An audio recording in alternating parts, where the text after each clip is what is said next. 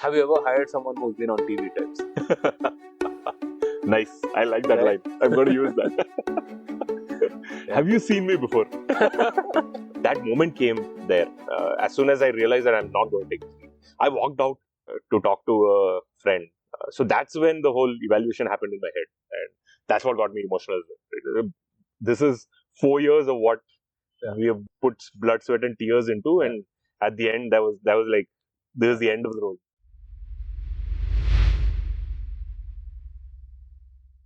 Welcome to another episode of the Startup Operator podcast. I'm Roshan Karyappa, and today is a very special episode. We have someone you might recognize from TV. This is Ganesh Balakrishnan, co-founder of Flatheads. So, Ganesh, thank you so much for making the time. Thanks for sparing your precious weekend time with us. How's it going? Glad to be here, man. Good talking to you, but good use of a Saturday afternoon, I think. Yeah, I mean, it's perfect. There's a nice light breeze blowing. It's kind of sunny as well. Perfect weekend, actually. So, Ganesh, this is episode 2 of Flatheads on Startup Operator. You know, I was listening to the older one. I think August of 2020. We first spoke, right? And a lot has happened after that. And I think the last 1 month or maybe a couple of weeks should have been a roller coaster for you, right? Pretty much, yeah. It has been surreal, man. So, give us a glimpse of what that post Shark Tank life has been like.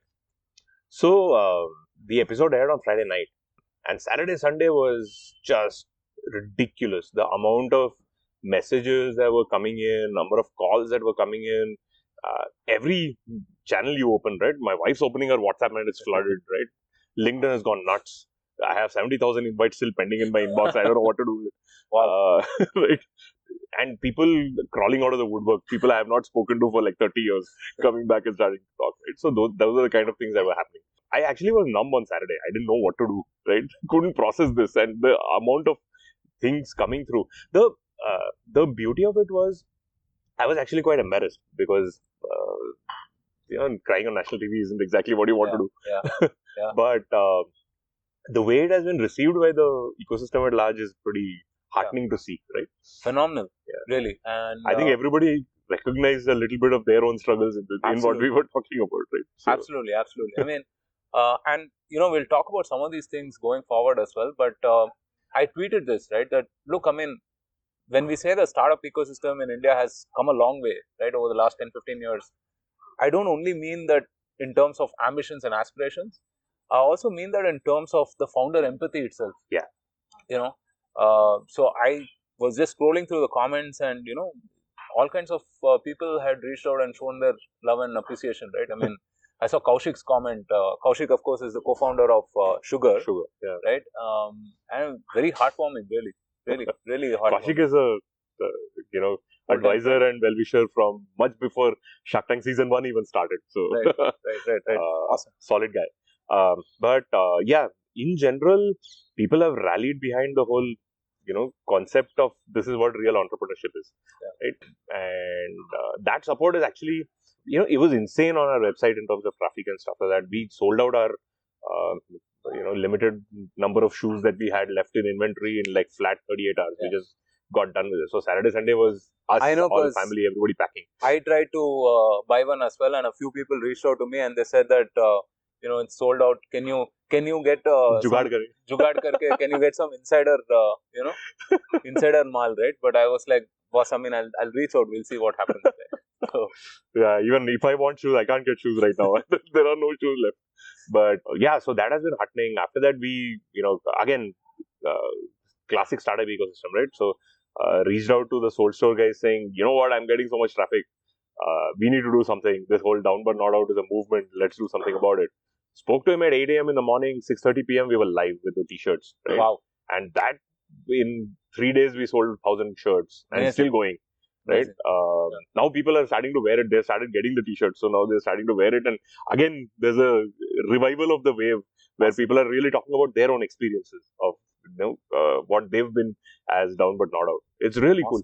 I remember on Sunday or Monday, after the episode aired on Friday, Down But Not Out was trending. And the reason why it was trending was not because of Flathead. We were done with our trending wave. That was on Saturday.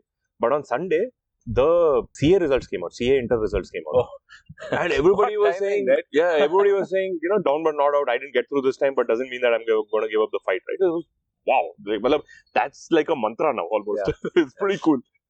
I think, you can't plan for such moments, right? Yeah, I mean, that crazy kind of serendipity that happens, I don't think anyone can really plan for that. But it's amazing, man. It's really amazing that this happened. And it happened at, one of the most vulnerable times, right? Yeah. So whatever apprehensions you had before that, it was like, yeah, I mean, at least for me, I mean, it was really gratifying to see all of that support. In fact, I knew that you would be inundated with all of your messages and mails and whatnot. So I kind of waited for a 1 week cooling period before I reached out to you. This phenomena of Shark Tank, right? I think it's a huge net positive. Yeah. Because it's made startups living room conversations everywhere, right? Correct.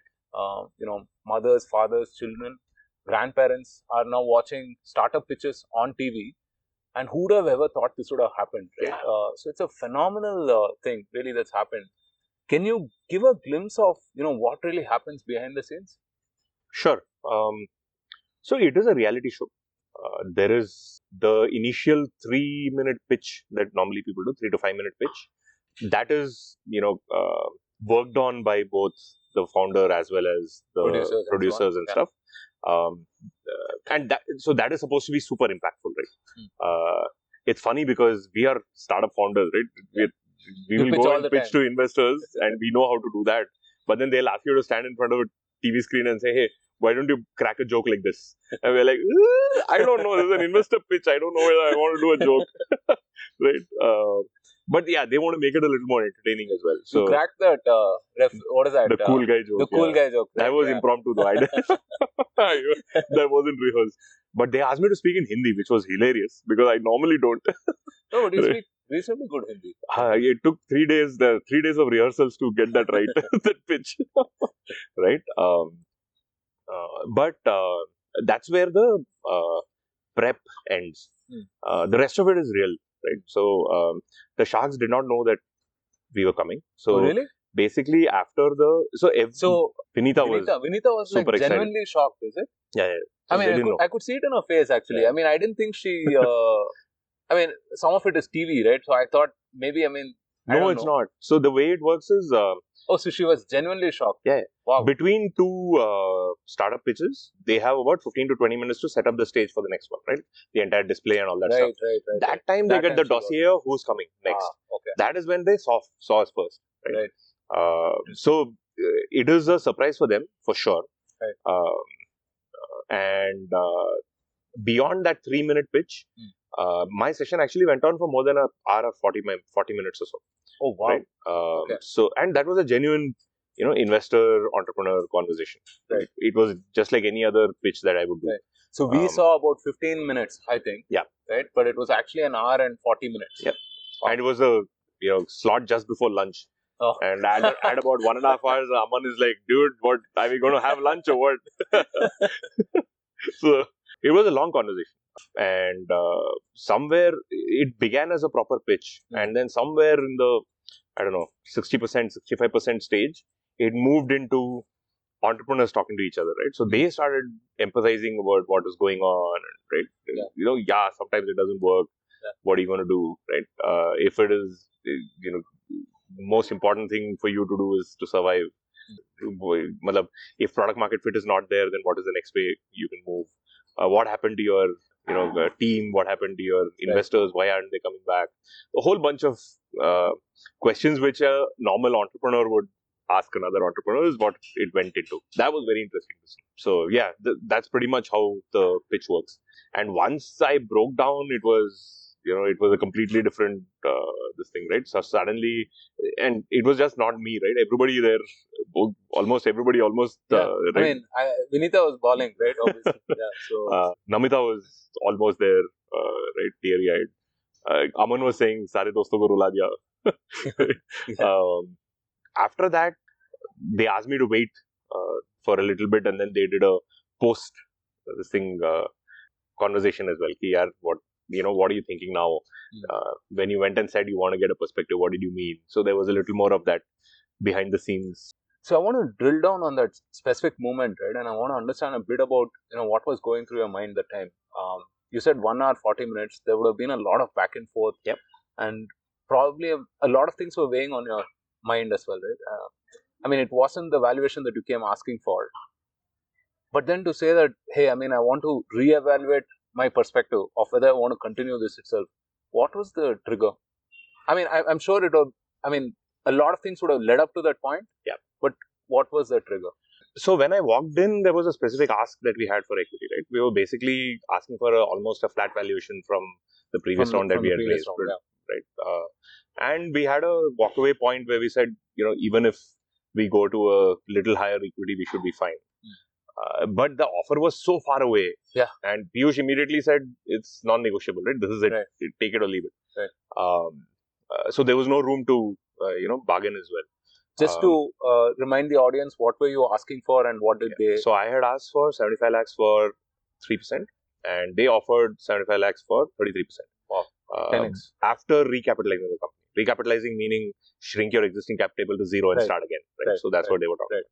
Basically a new company. New company. Yeah. Effectively it starts off as new. Yeah. That was what they were talking about. So because we had done the math in our heads, at least I was clear saying beyond this point it doesn't make sense for us to take the money. In an emotional moment you should not make some random decisions which you'll regret later was something that was on my mind when I walked in. Right? So that was very clear that I was not going to take that deal. What really caught me was that last as I said 1/3 of the conversation there where we were talking as entrepreneurs, right? They brought a lot of reflection from what they had gone through, right? I know Vinita had gone through this in 2013 when Fabbag wasn't working and they pivoted to sugar. They were down to apparently their last 10 lakhs in their bank, right? So I know this is real. It wasn't scripted. She was bawling because she saw what happened. I think everyone could sort of relate to your journey for sure. Aman said, sometimes it doesn't work. Just take your 2 years, do something else, come back and try again. And he's done that. Well. Yeah, he's done that. So Boat is actually a restart. Right? He used to sell electronics before. Right. So he went back and then tried again. That started giving me a little more of a perspective saying, yaar, I don't have to keep hitting a wall trying to break through. Right? It is okay. If I have to really reevaluate and given the circumstances in which it is right now, if I'm not going to take this money, it is very clear that I have to, call this to a pause, a stop, think about what I want to do next and then go figure it out, right? So that moment came there. As soon as I realized that I'm not going to take this deal, I walked out to talk to a friend, right? That time I was very clear. So regardless of what my friend would tell me, I was going to reject the deal. So that's when the whole evaluation happened in my head, and that's what got me emotional. Right? This is 4 years of what we have, put blood, sweat, and tears into, and at the end, that was like this is the end of the road. This, right? No, it was difficult for me to watch because I kind of went through something similar, in 2016, 2017 when I had to take a call and move on from my startup as well, right? And you go through a lot of self-doubt, right? Because you've put so much of your energy, forget about money and resources, but all of your emotional energy, your ego, everything is invested in that, right? Your self-identity is with that brand, and it feels like you're racing this, and then you want to now leave it behind, right? I mean, you feel gutted basically. So when even now talking about it, it makes me a little emotional actually. It was and while for others like me, it happened maybe quietly at homes and whatnot. You were beaming this to national television. National television, right? I mean that's crazy, but I do believe that that opened up this down but not out thing that we spoke about, right? I mean, I think a lot of people are in the sort of similar boat, right? I mean, they're testing the waters. They don't know, right? I mean, we only see the outliers as a success. I think entrepreneurship itself is an outlier, right? I mean, startup success is an outlier, right? I mean, what is that? 1%, 2% success rate, right? Probably lower. Probably lower, right? So I mean, all of us got to see that thanks to you, and I, on behalf of everyone, I really want to appreciate you for being sincere with your emotions that time, because it would have, it would have been difficult. I know. I mean, the little I know about you, I mean, I don't think you would have done anything different, right? Yeah. You are a sincere sort of a person, I think. But yeah, I mean, that was something. Yeah. So while you were going through all of this, obviously, plenty of turmoil and everything, right? But you had amazing support from your family. What was that like? To see two sides of it, right? I mean, and I've gone through it a little bit, and I feel almost guilty at that time, right? Okay, how are you supporting me so much? I know I'm not, Yeah. whatever, right? So how did that figure in this entire journey? Yeah, that's one big part of entrepreneurship, which is, a story seldom told. And I have been fortunate enough to have a super supportive family. Yeah. I mean, my dad joined and retired from the same job, right? So he's never written a resignation letter in his life. They didn't know what entrepreneurship was about because I'm pretty much the first guy in our immediate family who started up. But for them to never come with a schadenfreude mindset saying, Yeah. "I told you so," you I should have told been you in so. that job. That was, I mean, I'm sure it would have taken them a lot of resolve to stop saying it. But kudos to that, right? I Yeah. never had that issue at home at all, right? That puts undue, mental anguish into Yeah. your head. Yeah. And that's the last thing you want to deal with after a hard day's work. Yeah. The So, guilt, right? The guilt, guilt, yeah. And the guilt and the family pressure saying it's a magnification of the guilt on top, right? Yeah. It's almost a, I don't know, you become a victim, right? Yeah. That's a huge problem to be because you cannot get out of that mindset afterwards, right? It's a very negative spiral to get into. The worst is that whole self-pity you feel for Yeah. yourself. Why the hell did this happen to me? I'm such a smart guy. I'm such a whatever guy. I mean, I should know, I definitely deserve more, but how did I end up here, right? I mean, and I can't do anything type of feeling. Exactly. So that never happened, at least with family and the interactions that we've had.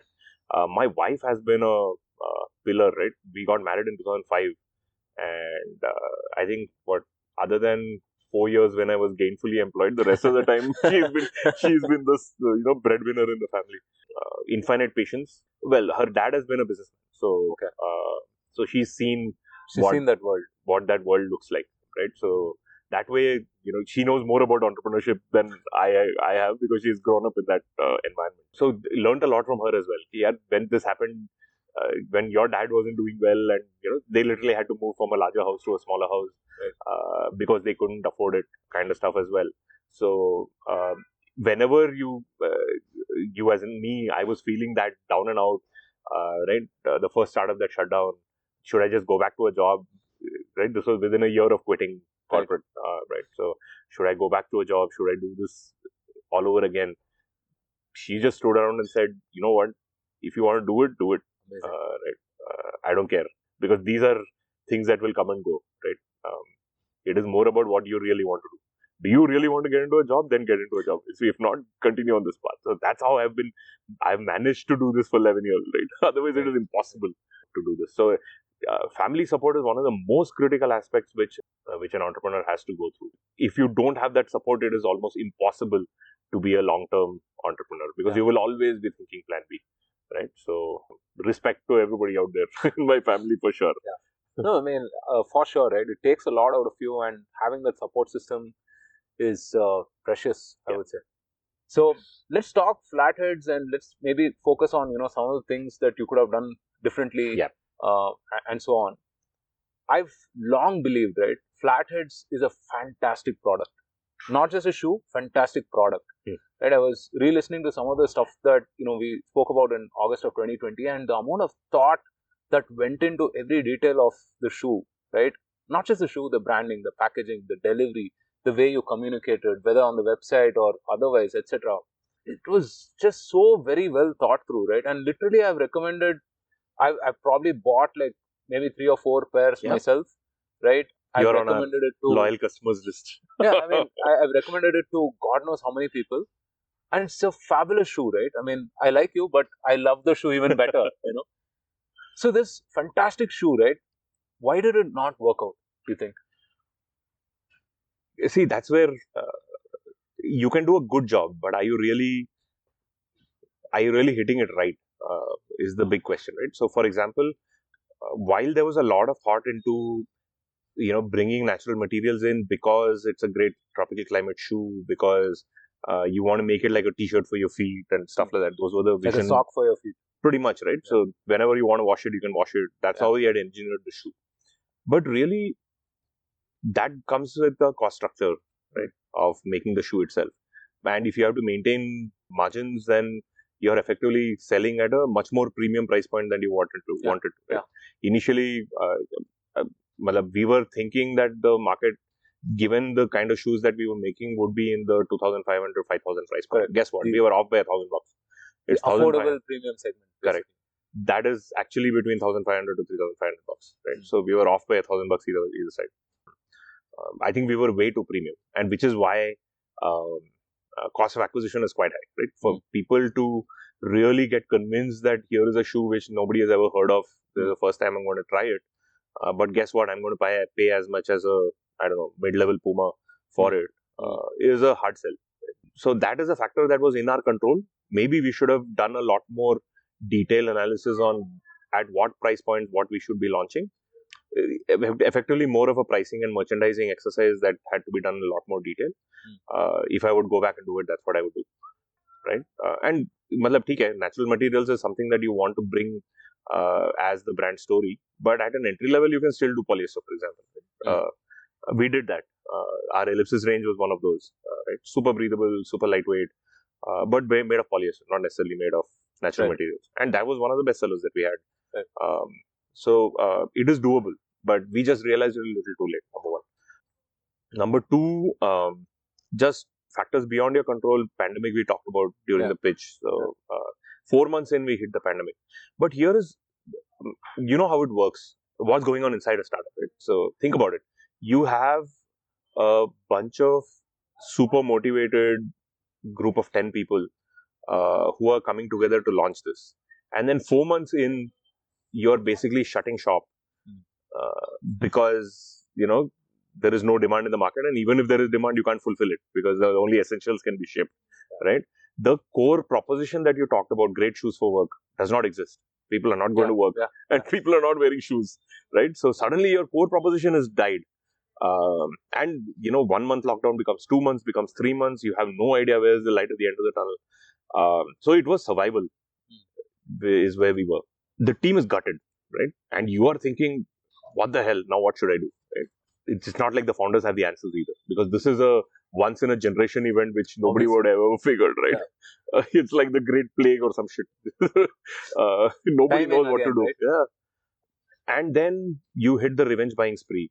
4 months, you go from 0 to 30 lakhs, you know, and you're just trying to take as much of the demand that you can get. You're not optimizing on spends. You're basically trying to say, I want to make up the last 4 months of death by selling as much as I can, because I've got inventory locked up and I'm paying for that, right? So that is what I want to do. 4 months, 5 months later, the second wave hits. Then you're back to 0, right? Now the team is saying, oh dude, we thought it was a one-time event. This is happening again. Right. How many more times is this going to happen? And if we are going to be stuck in the footwear market doing this, is this even a sustainable proposition? Half the team leaves, right? Not because they don't like it, just because, you know, they don't know whether this is even going to work or not. And you're sitting there saying, you know, is this even a viable proposition? Is this a business that I want to run at all? So we talk to all our investors. Our investors say, you know what, as long as people have 2 feet, they will come back and buy the shoes. So stay on your thing. If you can't control demand, work on supply. So we completely bring the supply chain to India. You know, we build new shoes here. We actually go and work with the suppliers to get that fabric out, because in India nobody has done banana yarn sneakers and linen sneakers before. So starting from creating the spec to, you know, working with the machines to make sure that it can actually manufacture this as a knit upper is something that is very different, right? All those efforts we put in. And then the third wave hits. Like, you're done. That breaks your back. You're going there to the investor. Ideally, you should have been at a, you know, crore and a half run rate if everything had gone hunky-dory. Guess what? You're peaking out at 50 lakhs. The investor is saying, dude, is this even a investable proposition? VCs love cohorts. Now, you are one of the few guys who bought 3 shoes in the middle of the pandemic, right? But otherwise, people are not even wearing the shoes that they bought, right? So cohorts are looking weak. Because once people who bought our shoes in 2019 came back in April 2022 and said, hey, give me another shoe. So instead of a annual cohort which we expected, it was a 2.5-year cohort, right? So it's a very different game that you're trying to play, which is why our CACs were always high, our cost of acquisitions were high. So all these are, I don't want to make excuses, but looking back, it is something that, one of our investors said, just take a vacation, shut down shop, tell everybody to go home, come back after 1 year and do this again. Maybe that was the best advice. I don't know. Right? Get some perspective. Yeah, get some perspective. That was the thought. One of our investors said, hedge your bets with the international, because if you look at the Middle East and the US, the restrictions are not as severe. So that's why we went to the US and UAE. Now you're deploying inventory to an unknown place where it's an unknown market, right? Huge risk. But we had to do it because the inventory was sitting here and we weren't able to do anything with it. So there are multiple things you do, but how many of those are just, survivalist moves, much more tactical and non-strategic thinking versus actually thought through moves that would be good for the company is questionable, because you're sitting there in survival mode, right? You're basically thinking, how do I live for the next month? You're thinking tactically, basically. Pretty much, right? So that was our entire 3 years, right? And at the end, when we could not raise, it was, that's when you realize, boss, everything boils down to that timing and what you do with it, right? If I would have done an edtech startup, maybe I would have explored at that time. If I was doing open footwear, for example, one of our competitors did very well. They raised funding in the middle of it because they grew 3x, because they were doing open footwear like sandals and loafers. Respect to them, great product again, right? But they just exploded in the market during that time. We were too slow to react to, because we started with closed footwear. Shoes for work. You don't wear chappals to work, dude. Yeah. So we were there, right? So a lot of those things, in retrospect, as Aman said, did you get your 4 Ps right? Yeah. Well, given the situation, maybe we didn't, right? But yeah, hindsight is 2020. So when I look back, right, I don't know, the category was just perfect, because we discussed this as well, right? There is the sportswear, right, the Nikes and the Pumas and all of those, and then you have the Oxfords and whatnot. And there was nothing in it for someone who dresses like this. Yeah. Right? I wear my denim, and usually I wear like a shirt or something like that. Right? And what do I wear to office? And neither of those really kind of brings out my character in some sense, right? Or goes with everything that I'm wearing. And even the price point also, I thought it was reasonable only. Given the quality and everything, right? But shoes are such a hard segment. Yeah, right? it is a hard segment. It's just like a heck of a hard segment, because you have a lot of returns, right? Although, the Flatheads shoe, the fit was perfect, right? So our returns were phenomenal, actually. We were less than 7%. Yeah, which is crazy, actually, because in the shoe segment, you have a lot of returns. And it's also something that, unlike like t-shirts or shirts or something, it's not like people buy, I was an outlier again, but people don't buy 3-4 at a time, right? They don't do that.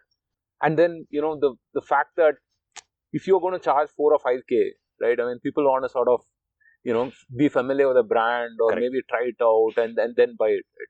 So very, very difficult category, right? Yeah. Also, online versus offline, right? Here is a product that you've made out of natural materials. Yeah. Really, the touch and feel then becomes very important. Right? When you really feel it, what it is, why bamboo is such a superior material to polyester, you have to feel it on your feet. Only then you will know. You cannot, no matter what, you cannot effectively communicate it as well on an online Instagram ad or on a Myntra product page. It's very hard to bring that aspect out very clearly, right? Online plus offline was the right mode to go. Again, we were paranoid because of the pandemic. Right? What if we put inventory into a store and then the store shuts down for one wave, 4 months? Inventory is stuck. Right? So all these things it's a vicious circle that you get stuck in. It's just one after But in general, footwear is a hard category. Yeah. The ex-Puma India head started his own brand called DeFi. Did everything by the playbook. Obviously, they built Puma to the market leader in India. But they could not crack the market, right? So their brand DeFi was there for 3 years and then they shut it down. Many people have tried. Footwear in general is a tough category to get into. Yeah. But the reason why we got into footwear was also exactly the same reason. Because eventually you will see 4 or 5 resilient brands that will stay for 25 years or more, right? We wanted to be one of those, right? So that was the thought process. And our idea was always, if you come at it from a different perspective than what the industry is thinking, maybe there is something you can crack with the others haven't, right? We were still struggling at the end to find that what, right? But yeah, that was the intent. Like go at it with first principles and figure this out. Was the thought process. So it wasn't entirely like, I mean, generally I see broadly, right? I mean, after 300 episodes or something, I broadly see 2 types of founders, right? One is, hey, I experienced a problem, I'm going to build a solution and then figure out the market later, right? And then you have the Excel sheet gurus, right? Who look at market category, acha, itna danda hai, here's what I can potentially take away, right? And let's build a let's build a solution for that problem, right? I feel like you were somewhere in between. Yeah. Right? So it's a hard thing for sure. But if you go back, right? I mean, what are maybe 1 or 2 things that you would do differently? Would you still pick shoes? I would pick shoes, but I wouldn't go after, I don't know, VC funded model as the first preference. I would rather just build it out a little more. Recognize that a brand building exercise in footwear takes 3 years. Yeah. Right. For people to come back and try a shoe again, it takes 2 to 3 years. Right? Yeah. So that's when the actual brand recall you can actually measure. Right. So it takes 3 years for a brand to lift, but you need that much time in the market. Just gestate. Don't spend too much money. Stay focus on the audience. Build it. Yeah, exactly. Build that cult. That I would have done much more tightly without trying to get on the growth curve earlier than what was. On that point, right? I mean, I don't know about how many of these D2C businesses are VC fundable, right? Because I mean, it's not about bits and bytes. I mean, it's atoms and molecules, right? I mean, it's really moving physical stuff, right? And you can't really impute that exponential growth that you would for a software business, right? I mean, because where essentially cost so of it's never going to be a power curve for sure. Exactly. But still, you can see some incredible growth, right? Look at Boat, look at Mama. Yeah, for sure. Respect to those guys. They rode the Amazon wave and the Flipkart wave when the marketplaces were growing. Right. Is there another wave that is happening right now? I don't know. Right. So recognizing that wave, like for example, Nykaa Fashion just launched, or AGO just launched 5 years ago. So maybe that was a wave that you could have ridden along with the fashion wave. So you really need to identify the 2 or 3 hacks that can take you beyond the dependence on Facebook and Google. Right? And if that is not there, then it's a struggle. Yeah. No, I think recent D2C brands that are sort of trying to list as well. I mean, people are looking at those kind of metrics with very sort of an acute focus, right? I mean, how much of your dependence is on all these platforms? How many repeat purchases? What is the return on ad spend? All of those things, right? I mean, it's a tough game hard to play, thing, man. It's a really hard thing. Tough game to play. For sure. So where does Flatheads go from here? You told me you sold out everything. Yeah, right? pretty much. And then we did a pre-order. We can't get one last shoe. I think I'll have to take you to the factory to do that. But we are trying to talk to our suppliers to see whether we can actually build out some shoes again. More importantly, we at least need some capital to resurrect, right? And I had said that in the show as well. My pockets are empty, right? So need to figure this out. So we are seeing if there are 2 or 3 models possible where potentially there's a buyout where Flatheads is part of an umbrella, whether it's the portfolio of brands, whether it's another brand where this becomes a sub-brand for the premium category, or maybe an apparel brand where this becomes an extension into their category, stuff like that. So that is something that we are having conversations on. If there is an operator model where I can be there involved, where somebody runs the business on a day-to-day basis, get the business going again, is something that we are exploring as well. So multiple avenues to go. None of them are fructified yet. So fingers crossed.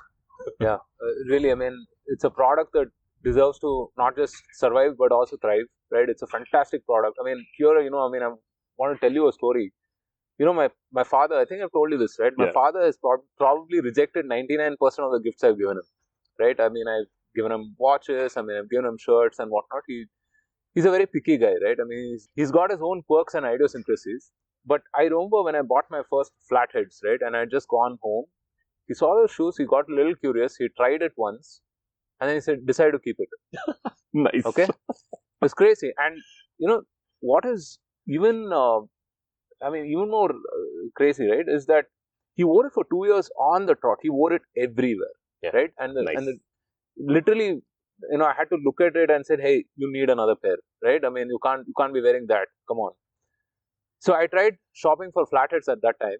It wasn't available. What he wanted, the black one, right? And I remember I reached out to you also, right? So I got a different brand, something similar, kind of looked like it or whatever. He wore it once and he didn't wear it again. Oh. And I really tried to sell it to him, right? I said, "Look, it's the same thing. I mean, it looks." He said, "No, it doesn't feel right." And then sometime later, I mean, I got another opportunity to buy the Flathead shoe, and I gave him that, and he loved it. He was wearing that now, right? So I definitely think it's a product that's that should be there, and kudos on creating that, right? You got to give it to our designers and my co-founder, dude. I was only the marketing guy, right? The product guys were the ones who did the job. We got the product right for sure. I genuinely believe that we got a great product. Whether it was the right price point for the market is a bigger question, right? So maybe there is a cult who is out there that will still want to pay the premium for the kind of product we build. But so the other thing was also, while the engineering of the product was great, we always struggled with the perception of the product, right? Before purchase. After purchase, it's brilliant, right? You pick it up, it's less than 500 grams. It's immediately your eyes will light up. You wear it, and it's as comfortable as you'll ever get, right? Breathable as well. You don't want to take it off. That's the feeling, right? It becomes your default shoe within like 2 weeks, and then you will never wear anything again. And typically you see that with kids and Crocs, right? Crocs is that thing. It is just so comfortable that they won't go to anything else again. But Piyush said this, and he said, "Yaar, I'm looking at your display right now, thoda boring lag raha hai," right? We intended to make it sober enough for work, but the outcome of that was maybe it looked a little too boring, right? And when you're looking at a catalog online, that's what you're seeing, right? It has to appeal to that Instagram audience. So maybe there is an oomph that was missing. Maybe merchandising was something that we could have worked on better as well, just looking back on it. So there are a million things you need to get right. It's not just about the engineering. You're right, we got the engineering brilliantly well. And I still believe that we are much better than a lot of our competitors out there. But is it good enough for people to give it a shot? Not yet. So this is your third venture, yes, right? You've been a founder for the last, I think, 12 years now? 11 years now, 11, 12 years, yeah. I mean, I can't even imagine, what that must take out of you. Because I was saying this to someone yesterday as well. I think, being a founder, I mean, there's something off with people. That they voluntarily subject themselves to, that kind of insane pressure, right? And I've seen like founders at various levels, right? Early stage, growth stage, mature. I mean, it's an insane amount of pressure to live through. It's the highs are really high, the lows are really low, and whatnot, right? Would you live another life? I mean, yeah, I still got 15 years to go, dude. I mean, I hit the retirement age. When you look at the last 11, 12 years, right, and this is the third journey you've been on, right? Like, what would you say are some of the lessons you've taken from that journey? And if you were to come back again, what would you do differently? I don't know. I will still hit the wall again. Given my luck, right? Even third time wasn't lucky. But 4 times the charm. That's what I feel. That's what they say. Worth giving it a shot. But when I started out on this journey, for me, it was more about really cracking the B2C code, right? I wanted to be in the consumer side.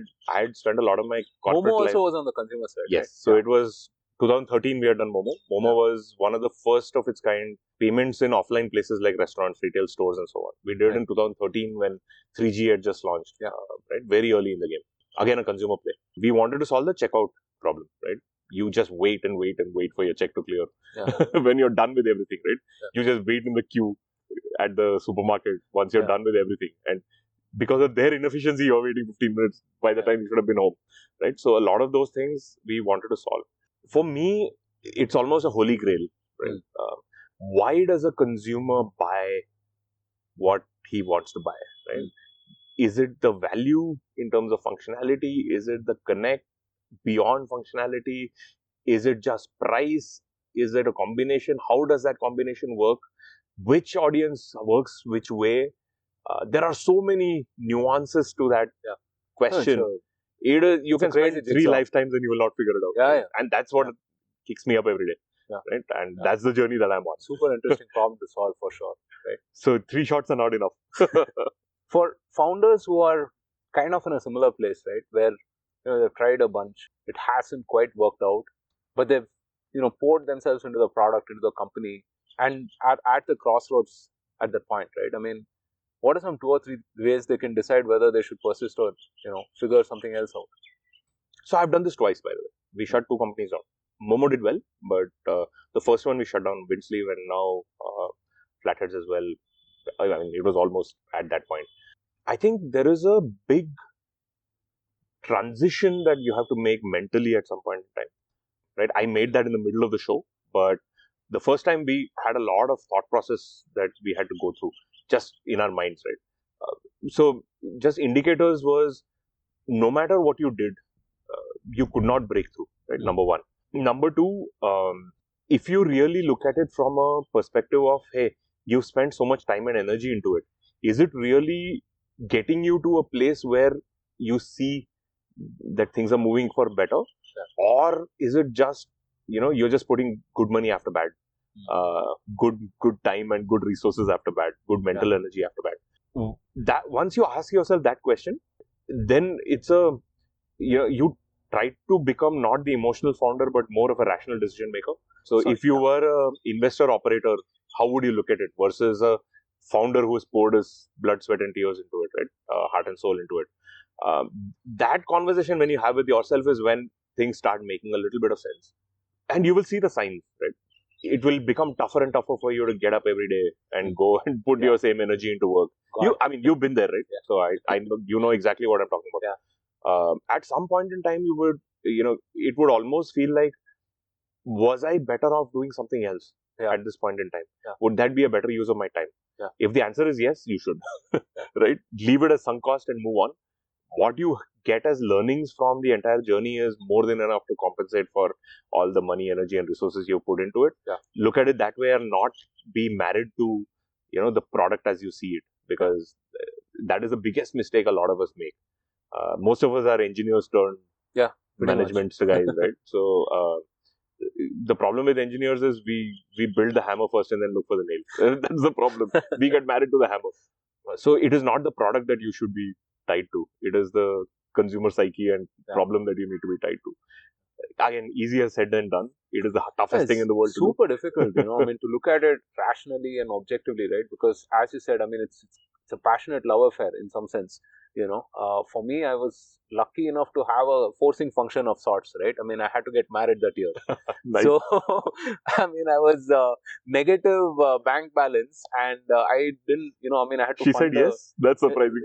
So, more importantly, her father said yes. Nice. Right? So, yeah. That's a testament, dude. That's cool. 2017, I had to get married. And so, I mean, I remember 2017 February, I said, okay, this is not working out. Right, let me look for a job. And well, failed founder jobs are, at that time, right? I mean, I'm talking about almost 6 years back. It was hard to come by. And my friend who ran a home services startup was, gracious enough to offer me, just a job. He said, just come, we'll figure what you're going to do here, right? I mean, we'll figure that. And just getting up out of the bed with a renewed purpose, it did a lot for me, really. The 3 months, 2.5, 3 months that, I was out there, I was selling, cleaning, home services, painting and all of that stuff. And I was thinking through problems, right? Because I think as entrepreneurs, the thing that excites us a lot is that problem solving mindset, right? I mean, hey, how can I do this? How can I do this faster, cheaper, better types, right? And just getting out of bed for me, those 3 months played a pivotal role in just improving my mental health, right? Because you go through this, self-doubt, classic, right? I mean, you start blaming yourself for everything. Hey, what was the last 4 5 years for? All of that nonsense. Getting a jump start in terms of problem solving, right? I mean, was really helpful for me. And then, thankfully, Waymo happened afterwards, right? And that's been a mission for the last 5 or 6 years. Yeah, I mean, it's hard, and I really hope that, you find your way out of this as well. I mean, Hey, by the way, I mean, Anupam offered a job, right? Yeah, he did. Very seriously, are you going to No, take it so up? we are still talking. Uh-huh. So ever since this happened, my first priority is trying to get to figure out what's to happen with Flatheads. Yeah. But I have also been taking some time to reflect and try to figure out what to do. Right? Yeah. It's a spot where I don't want to hurry into anything very quickly. My intent was to just do some consulting assignments, meet different people, get some perspective, because I have not been in the job market for the last 11 years. Yeah. The last resume I made was 13 years ago, right? So, hey, you can just send that Shark Tank clip to people now. I mean, that's about it. Yeah, I don't know how that is going to go down. Let's see. No, I mean, they had such nice things to say about you. So, I mean, dude. You can say, hey, dude, empathy is great, money is different. Anupam Mittal offered a job. I mean, others should sort of, probably fall in line as well, right? So, just the Shark Tank segment. Have you ever hired someone who's been on TV types? Nice. I like that line. I'm going to use that. Have you seen me before? Ganesh, naam to suna hoga. Right. So, but yeah, Anupam and I are still talking. I don't want to go back to a large, corporate structure for sure. Yeah. Right? If I do something, I will do something in the startup space. Somehow associate in the startup space for sure. Because that's what kicks me up. Right. So, if there is something exciting, we'll see. But until then, it's just conversations. We'll see. Awesome. Hey, it's one of the best chats I've had in about 300 plus episodes, man. Nice. I mean, really, I think plenty of people can sort of relate to what you've been through, right? Thank you again for being so open and sharing all of this candidly. Thanks, Roshan. Great being on the show. As I said, this is episode 2 that we have done this. We should be like Karan Johar and Shah Rukh Khan and do this again multiple times. For the next startup, for sure. Right? So thank you so much for tuning in, folks. If you loved the episode, why don't you share it with your friends and family? Keep this going. Rate and review and all of the good stuff. We'll link to it in the description. I'll see you soon on another episode. Ciao.